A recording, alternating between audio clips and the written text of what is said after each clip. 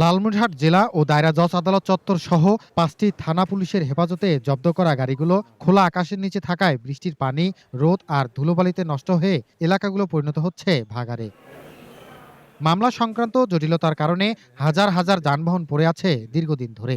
এসবের মধ্যে চোরাই, নিবন্ধনহীন, কাগজপত্রবিহীন অবৈধ যানবাহন ও মাদক মামলা সহ বিভিন্ন মামলার আলামত। সবচেয়ে বেশি যানবাহন জব্দ হয়েছে মাদক মামলায়। মামলাগুলো দ্রুত নিষ্পত্তি করা যেত, তাহলে এই মালামালগুলো নিলামে দিয়ে সরকার লাভবান হতে পারত। রাষ্ট্রীয় সম্পদ হওয়ায় মামলা দীর্ঘায়িত না করে নিষ্পত্তির গতি বাড়ানো জরুরি বলে মনে করছেন আইনজীবীরা। যে মামলাটা 6 মাসের মধ্যে নিষ্পত্তি হওয়ার কথা, সেই মামলাগুলো আইনি জটিলতার কারণে বছর মামলা নিষ্পত্তি হচ্ছে না। যদি এগুলো রক্ষণাবেক্ষণ করতে হয় তাহলে শেডে রাখা উচিত। একমাত্র আরএফএল ক্লাস পাইপ নিশ্চিত করে প্রতি ইঞ্চিতে সঠিক থিকনেস ও সঠিক মাপ। পাইপের বস, না কিনলে লস। মামলা বিলম্বিত কারণে 6-7 বছর লেগে যাচ্ছে অনেক মামলা নিষ্পত্তি হওয়ার ক্ষেত্রে।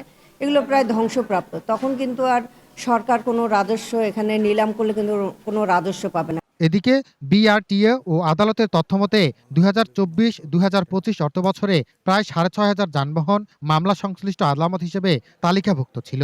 3 শতাধিক মামলা নিষ্পত্তি শেষ হয়ে রয়েছে পরবর্তী আইনি পদক্ষেপের প্রক্রিয়ায়। যে সমস্ত মালামালের দাবিদার আছে তারা আদালতের মাধ্যমে তারা যদি কাগজপত্র প্রডিউস করতে পারে, এটা চলমান প্রক্রিয়া। প্রায় 300 মালামালের লিস্ট জেলা দায়রা জজ সহ আমরা চিফ জুডিশিয়াল ম্যাজিস্ট্রেট মহোদয়ের কাছে উপস্থাপন করেছি। মামলা নিষ্পত্তি না হওয়া পর্যন্ত জব্দকৃত আলামত নষ্ট হলেও কিছু করার থাকে না বলে জানিয়েছে প্রশাসন। নিলামে যে গাড়িগুলো বিক্রি হবে সেগুলো পরিদর্শন করে সেগুলোর ফিজিক্যাল কন্ডিশন বিবেচনা করে একটা মূল্য নির্ধারণ করে দিই। সেই মূল্য অনুযায়ী নিলাম কমিটি এটা নিলাম করে থাকে। রাষ্ট্রীয় সম্পদের অপচয় রোধে মামলার নিষ্পত্তির গতি বাড়ানো সহ দ্রুত কার্যকর পদক্ষেপ নেওয়ার দাবি আইনজীবীদের। জামাল বাদশা, দেশ টিভি, লালমনিরহাট।